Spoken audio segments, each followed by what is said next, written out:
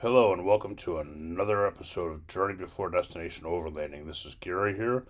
This is our weekend trip with the Outlaw Jeeps to Holly Oaks here in wonderful Michigan. As you can see from the current conditions and the drone picture coming up, there's all kinds of rain. Everything was very, very muddy and made for a very adventurous time. You can see us parked up here. There's a couple of us on top of the hill. We were just kind of overlooking everything. That's where you can watch dune buggies and stuff climb up the sand hill, which is off to the right from where you're seeing right now. Off to the left, which you'll see in a few minutes, is the lava, what they call the lava hill, which has it's basically concrete, and it's supposed to represent Moab. It's in the upper left-hand corner of this shot here. You think you can see part of it. Yeah, it's right straight ahead. You can barely see it. You can see the red is straight ahead of you in this shot. Here's the quick shot of me taking the drone off, and then another quick shot of me landing the drone, if you all are curious to watch the drone take off. It was raining. I got a few-minute break, and that's when I managed to take those drone pictures. You see, it just took it off to take those drone pictures, and here it is coming back in to land, bring it down. The interesting part is with all of the sensors and so forth, it doesn't want to come close to my hand. It keeps trying to fly away. So it's kind of hard to get it to grab it, but once you bring it down and you grab it real quick, it comes down. And here's one of the trails we went on. This is around behind the lava pit, as they call it. Well, they call it Mount Magna because Magna Tesma actually helped pay for it. But anyway, this little road goes around the back here. You can see that this was on my dash cam, so you can kind of see that it wasn't the best picture because it broke up every 3 minutes. It breaks, so I have to fade it in and out. But you can see it was extremely muddy, extremely wet. This is a thin trail. You have a choice to go to the left that has some serious wood obstacles, logs and stuff of that nature, which would be fine if it was dry, but wet, there was no way I was going over that. And at this time, I was actually searching for somebody who was stranded. They were back in another area, which I didn't realize that this was not the road to get there. So I wound up going through this road and coming around the front, which was still a fun road. A couple of ups and downs, like I said, lots of water, lots of mud, rocks, and so forth. We come around the front of this, and when we come around the front, you can actually see Mount Magna. You can see where where everything is at. I believe the few pictures coming up are actually of me climbing Mount Magna a couple of times. That was a lot of fun. That actually happened kind of earlier, but I stitched it in here just because. Now we're coming around, there's a big billboard above where, to the left there, and you can see as we start to bend around this corner, you'll kind of get a glimpse of Mount Magna. You can see over to the left here. Just behind those hills of dirt there to the left is Mount Magna, and it's straight ahead. Now, you come around here, and we continued off to the side. Again, at this point, I was searching for somebody who was stranded. That was successful eventually, which you'll see further down the video here. I believe the next section I have up here now is actually going to be. Yeah, so we went back up over here, and I'm trying to figure out exactly where I went. Nope, here's Mount Magna. Mount Magna, we climbed up. This was a dead stop about halfway up. One of the other outlaws and I went halfway up the hill and stopped to get a picture. And then we got to climb the rest of the way up, which was quite the adventure climbing up there. And here's another one. This gentleman was with us for the first time. He had never actually been in Jeep doing this kind of stuff before, so it was very interesting listening to him come up and over it. And you'll see here in a minute, I'll stop commenting and we'll let the regular stuff come back on. We'll start that off right about now, and you can just listen to him.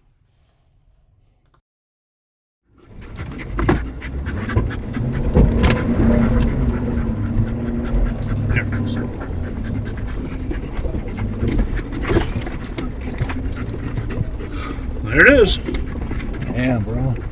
That's crazy. I never done anything like that before. Okay, you see here, Mudslinger getting pulled out of the Mariana's Trench here. Unfortunately, he had a little bit too much rust on his frame, and when we were trying to pull him out, which we were not pulling very hard, we're just enough to get him up there, you'll see that unfortunately his bumper was torn right off his frame. And actually, when we got a better look here, which is coming up shortly, you'll see that here momentarily, the actual frame was completely rusted out. It was no longer connected to any substance whatsoever. You can see how that's all broken loose. We looked at that, and the closer you look at it, which you'll see momentarily, the welds didn't even penetrate at all into the secondary metal. So those shackle brackets were welded onto the frame, and there was a piece you can see on the right there that's bent out. That was another piece of metal welded onto the outside of the frame, trying to reinforce it at some point. And you can actually see that where I'm pointing right there, that the welds were terrible. That weld did not penetrate at all on the inside. And you can see down in there, momentarily you'll see here. If you look over at that, see how bad the spatter is on that weld? And then you look at the inside of it, which the camera moves over a little bit. You see it's smooth. It didn't penetrate the other steel at all. There's no penetration there whatsoever.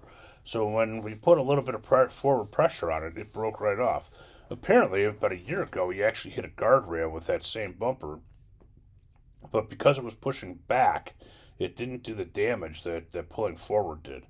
Lesson learned on this is those older YJs and those older Jeeps with the front shackles, you got to check that front frame out. We looked at this frame in further in depth here, and there's some more places that are in pretty serious need of being patched up and welded up. So this week here, we're actually going to take some tube steel and run over top of the old frame and encase that frame and weld it, and then we're going to put some plug welds in it.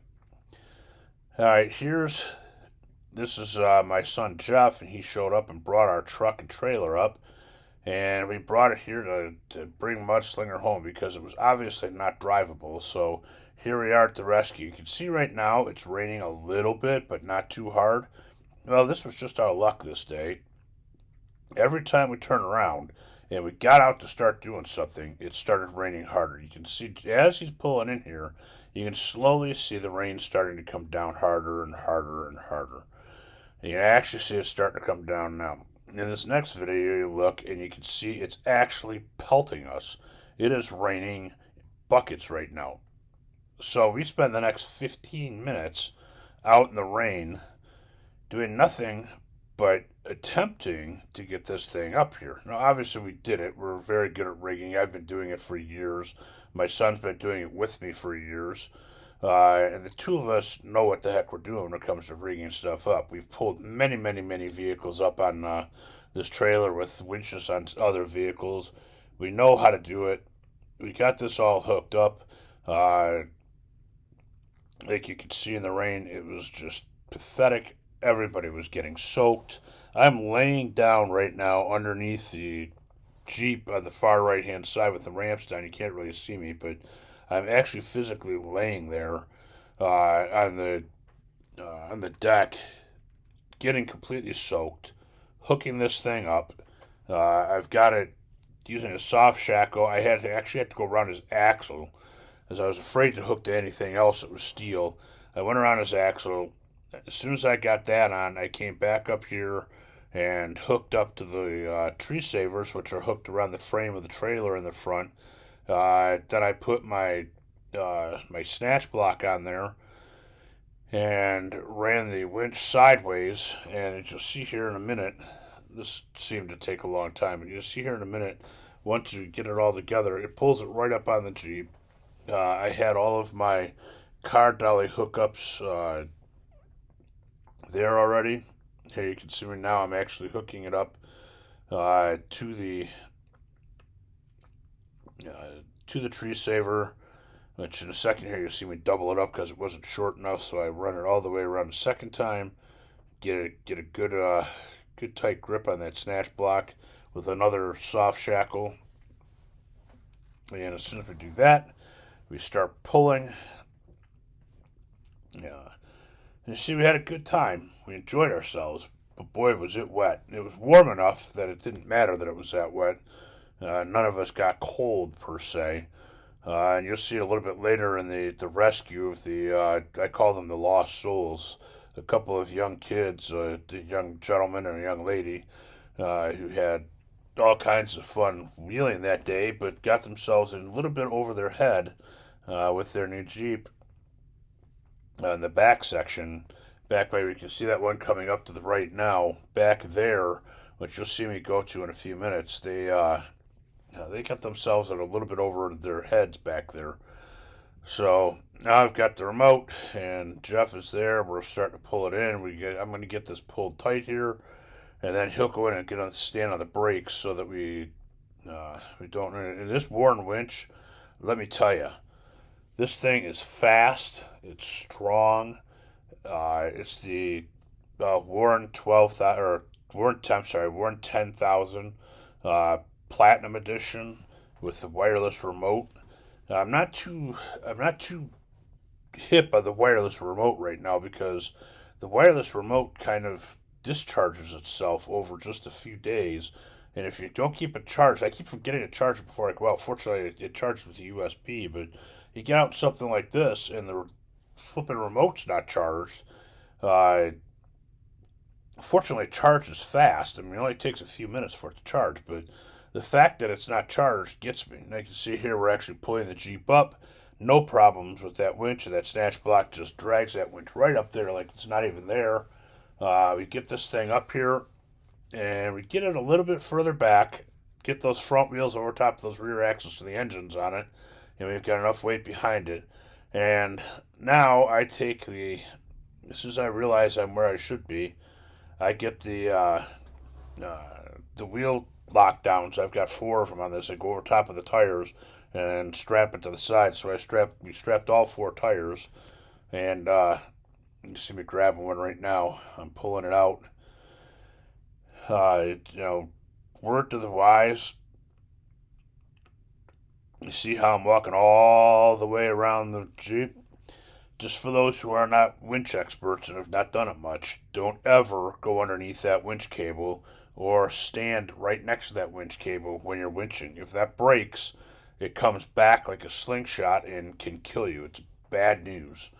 So you don't ever want to stay right next to that winch cable. You don't ever want to go underneath it or anything of that nature. It is a mechanical device. Mechanical devices are prone to break. When they break and they are under a lot of pressure, they tend to do catastrophic things to the human body, like sling a snatch block right through you. I've seen hooks come off, like that bumper came off. I've seen just the hooks come off, go through the rear window of a truck. I've seen them go through tailgates of trucks. I've seen lots of stuff. Now you can see I'm actually letting off, so there's no more tension on that cable. Now you get underneath there. Actually, I have the gentleman who is the owner of Mudslinger go up there and he gets up there and takes the soft shackle off, while I get the rest of the tire straps out, and we're going to strap all 4 of them. You can see he's getting down there. I did this except on a slant to get it on the other end. So now you can see with the other tire strap, and I believe Jeff will grab a tire strap here in a minute. We disassemble everything, put it all the way, and then just grabbing the other tire straps out of our box there. Strap it on, and then we go rescue the other people. So you'll see that rescue here in just a few minutes. Quick shout out to all the guys that were there. It was great having you there. We had a good time. Tim, the founder of Outlaw Jeeps, was there. He got his Chucky's Revenge dirty for the first time. He's the one that you saw parked up earlier with the awesome looking Jeep. It's kind of a burnt orange color. It's just absolutely beautiful. He actually got it dirty. and he managed to keep it dirty for the trip home, which I wasn't quite sure he was going to make it. I thought maybe my car washed it on the way home, but he actually got home, and then once he got home, within an hour, he had it washed and shiny and looking like brand new again. He said he waxed it so many times that all the mud just fell right off. Some of us keep them a little bit cleaner than others. My Jeep spent an entire 24 hours before it got cleaned, but it got cleaned up. Uh, but he loves his Jeep just like all of us do. He takes very good care of it, and we have a great time. Lots of events coming up, by the way. There's a 4th of July on the 3rd. There's a parade in Wyandotte, and there's a party afterwards. And there's several more events. If you go to Outlaw Jeeps on Facebook, you'll find their page. And once you find our page and you get on it, then you will see the events coming up, and you'll see all of our pictures. We did some industrial pictures with in one of my plants with all the Jeeps and some industrial stuff behind it. We did that a couple weeks ago. That was a really cool photo shoot. I got some drone shots of that as well. Here you can see us. I'm actually disassembling all of the winch stuff. We wind the winch back in. You can see the straps going on the tires. All 4 tires are now physically strapped down. That Jeep's not going anywhere. If you're going to haul something, do it properly. Use wheel straps. Frame strapping is okay, but it's not as good as wheel straps. It's better to allow the suspension on the vehicle on the trailer to do its job. Here you can see we're winding the winch cable back in so that it's obviously got to wind the winch cable back in, but you can see how it's still pouring rain out there. Actually, at this point, it kind of laid off. So, wound that winch cable back in. You always keep that under as much tension as you can. Don't want to let the tension off because then it laps over top of itself and makes a rat's nest, and it's really hard to get out. At this point, I just throw all the stuff in the back of the Jeep because I know I'm about to go do another rescue for like I said, the people I call the Lost Souls. They're over the back, and you can see Mount Magna right in front of us. That's the big hill, and where the red is at, they dyed the concrete red. There's some pretty substantial replications of Moab in Utah there. They have the big cup-shaped obstacle where you go down in the cup shape and you gotta go back up the other side. They have lots of just going up and down and so forth. All right, so we got this done. The Jeep is up. The Jeep is locked in. It's ready to go. We're just loaded up. Just shut the back door. There's Jeff walking around. Now we're momentarily going to get ready to go. Here he's coming around right now to go get the other people that are stuck in back. So anyhow, what else could I say for right now? Trying to keep it busy while things are going on here. We had some other Outlaw Jeeps earlier in the day. We unfortunately missed them, but they were there nonetheless, and we enjoyed ourselves. And we kind of crossed paths in the parking lot. They were on their way out as we were on our way in. Now Jeff and I are going to get in the Jeep, and we're going to go rescue the young couple and their Jeep in the back road. And you'll see in a minute what they did is they got down into an area where it was very slippery and very wet, and it was off camber, and they got down there and realized it got worse as they went. So somehow they managed to turn around, and they were trying to come back up the off camber slope, and it was muddy, and their back end started to slide into the trees. Now, unlike many people I've known who say, "Oh, I'm sliding, let's jump on it," they were smart. They stopped, and they put it in park and went and looked for help. That was probably the smartest thing they could have done. When you start sliding off a hill like that, and there's trees below you, the worst thing you can do is continue to try and give it more gas and try and get up there and get your tires spinning, because all you're going to do is slide more when you're off camber. You can't really stop that. Uh, you have to get it hooked onto it with a winch or a rope or something. Okay, here we are coming back up. This is around back now. This was when we originally saw them. You can see Tim was up to the left, and this gives you an idea of what we're dealing with. This is very steep here. It doesn't look like it's that steep, but it really is. And here he is coming up that hill. And you see he's not in a terrible position. It doesn't look that bad, but see how he's off camber to the left? His rear wheels were going back toward those trees. That's a really nice looking Jeep. It'd be a shame to see them mess it all up. But you see the young lady sitting off to the right, and you can see how the Jeep is at an angle. Well, their back end is a much steeper angle than you're seeing right there. It's a much steeper angle than you might think, and it was slippery. I walked over there and almost fell on my face. And you'll see here in a few minutes, after we milk this, there's Tim. We're all bedraggled and wet. This is before we got super wet. We just came out to look at this. And at this point, I had to say, I'll see you in a little bit. And I went back and we pulled I had to go meet Jeff, and we pulled the other Jeep up on there. Now we're heading back there again.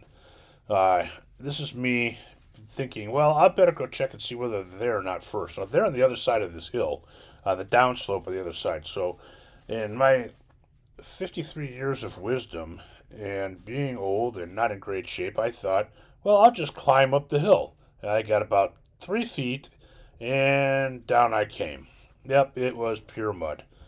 At this point, at least I had boots on. So here we go. Now I'm using the grass to get up. Smart decision, but boy, it is steep and it is slippery. So I get up. I find them. They're back there. Now it starts pouring rain again. Oh, yep, I came down the easy way. I sat on my butt and slid and got muddy as all get out. And you look at me, I'm going to wash my hands off in muddy water because the muddy water is cleaner than I am. And you can see I've got my butt covered, my back's covered, everything's covered. I happen to have a movie blanket in the back. I put that on my seat, and off we went. Now we're going back there to find them. To get there, you have to go over this hill, down this steep hill in the mud, which is all kinds of fun. Fortunately, the dirt there in the mud is actually kind of sandy and rocky, so it's not that, I mean, it's muddy, but it's not that horrible. You don't sink in a foot immediately. So we came back around here, and you'll see the recovery here as we get there. This is not too terribly bad. I mean, it's some ups and downs, but it's not bad. When you come around this corner, all of a sudden it changes. The freeway, I-75, is off to the left there. It's almost straight ahead of us now. It's off to the left. You come around this corner, and it's about 30 feet below where we're at here. And kind of see how it drops off there on the edge. It's about 30 feet down, and there's trees all over the place. It's a long way down there. I kind of cut this short because I just took the best parts out of it, because otherwise we'd have been here for half an hour watching this. You can see us pull the winch line out now. What I did is there's a tree over to the right. You can see it over there. You can see my butt now where I slid down the hill. You can see how enthused I am about getting this wet. And you see that tree over there. Now what I did is I put a tree saver around that tree, snatch blocked it, and ran it over to his back bumper. You'll get a better view of that in a few when you actually see the cell phone footage of this, which is coming up here in a minute. I ran it through that snatch block and down to his rear tow hook, and it's at an angle coming up toward where he's standing. That way, when I pulled, it actually pulled the rear end of his car up the hill at the same time as he came up, preventing it from going further down. Actually, a very simple recovery. We actually sent somebody else back there to try and help them out earlier, who had a winch and that kind of stuff, and he just bugged out. He went up there, saw him, and said, they'll come back and to deal with it. I don't have the stuff to do with this, so, too bad, I'm out of here. And they never told us that. So fortunately, I went back and looked, and they were there. that's not really cool. If you're not gonna actually do what you say you're gonna do, or you get back there and you realize you can't get them out, you need to tell the people that originally told you, and they can find us. We were right in the middle of the exit ramp, loading the other thing up. You didn't bother to tell us that. So had I not gone back to check on these, and I had just assumed, yep, here we go. I'm pulling them out right now. You can see this view. Momentarily, it's going to change over to the cell phone view, which will give you a little bit better bird's eye view. Here's the cell phone view. You can see it pulling. You can see it's pulling off of the rear end over there, so it's keeping his rear end up and actually kind of pulling it sideways as he goes up. Like I said, it's not like he was really stuck so much as he was sliding in a dangerous position. So we then got him up here. We pulled the winch line, left it on just in case. We pulled the winch line up in the side, got him up here, got him disconnected. We took all the winch stuff off. And you'll see as I'm walking back here momentarily, we start talking about stuff. And what I was explaining to the young lady is you can get most of these tools to extract yourself for not very much money. And there he is pulling all the way up. You can still see his wheels, spinning a little bit, even though he's coming up. These are the tools of the trade. Obviously, you have a snatch block or a pulley. Now, that kind of pulley, you run it through, you run the soft shackle through it, and you can hook it to anything.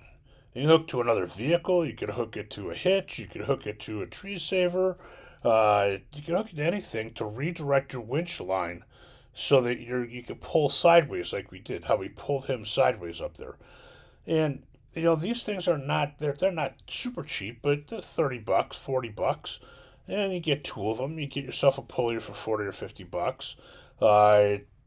You can get the tree saver for $20 or $30. You don't have to buy an expensive one. Any tree saver will work. You get that equipment, and then you go to Harbor Freight. I mean, do I have a Warren winch? Yes, but I intend to be using it for a very long time.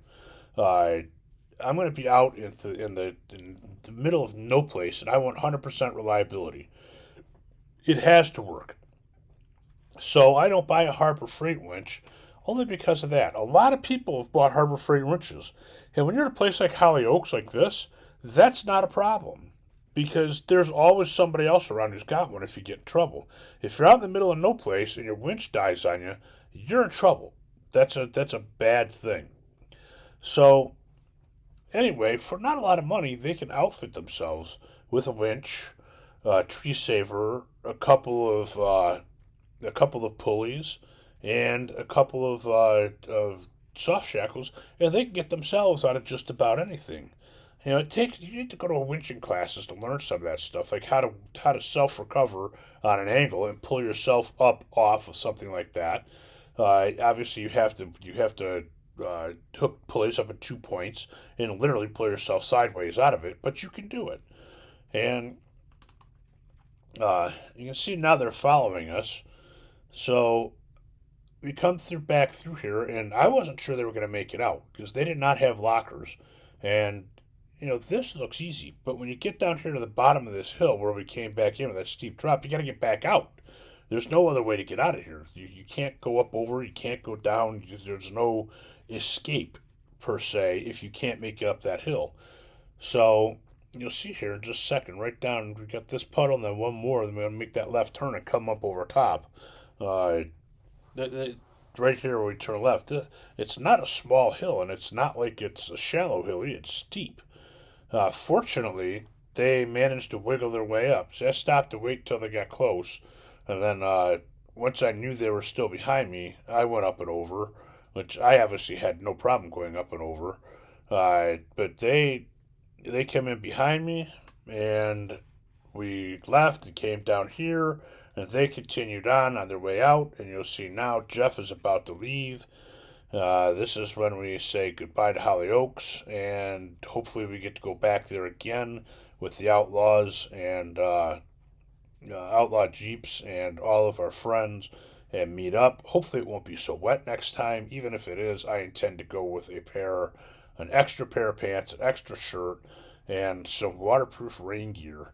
and I will be taking my boots from this point on. Fortunately, Jeff brought my boots with me, so I wasn't walking around in a pair of Crocs like I was originally when I almost fell.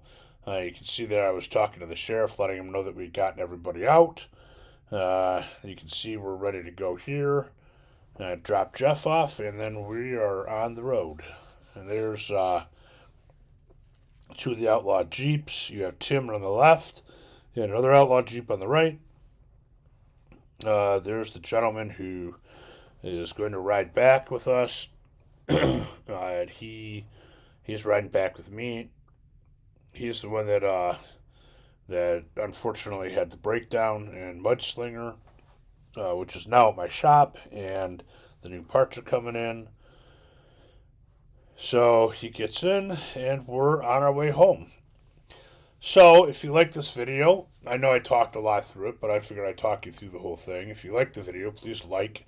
If you like what you see with my videos and you want to see me get better at making them, please subscribe. And share would also be great, because the more people share, the more people see it, the more likely it is for somebody to subscribe and watch my videos. And I would very much like that, because I'm trying to get this, trying to build this YouTube channel up, and I'm trying to get better at actually doing this. So, and there's Mudslinger on its way behind my truck and trailer, and we follow it out, and that's pretty much the end. So again, please don't forget to like, subscribe, and share, and we will see you hopefully next week one more time on my YouTube channel, and I think Outlaw Jeeps. Well, next week I'm going up to Drummond Island, so I won't be with Outlaw Jeeps at the parade. Hopefully, if I get some videos, that would be great. Anyway, have a wonderful day, and don't forget to like, subscribe, and share. We'll see you again next time on Journey Before Destination Overlanding.